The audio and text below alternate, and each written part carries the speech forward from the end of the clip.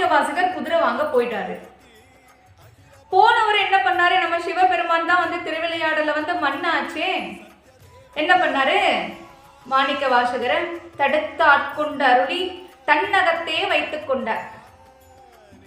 மணிவாசகரை தடுத்து ஆட்கொண்டு அருளி தன்னகத்தே வைத்துக் கொண்டார்.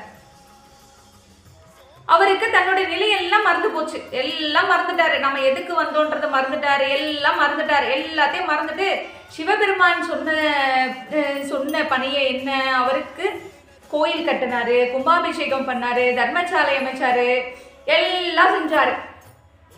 அவர் நம்ம எதுக்கு வந்தோன்றத மறந்துட்டாரு. சுத்தமா மறந்துட்டாரு. இது எதுவுமே ஞாபகத்துல கிடையாது. நம்ம எதுக்கு வந்தோம், ஏன் வந்தோம், எதுவும் ஞாபகத்துல இல்லை. மன்னர் பார்த்தாரு பார்த்தாரு பார்த்தாரு பார்த்தாரு. இவர் குதிரையோட வருவாருன்னு பார்த்தா வரல. இவர் தான் இங்க கோயில் கட்டி கும்பாபிஷேகம் பண்ணி குளத்தை வெட்டி அன்னசாலை அமைச்சு எல்லாம் பண்ணிட்டு இருக்காரு இல்லையா. இவர் இங்க குதிரை வாங்கிட்டு போறது.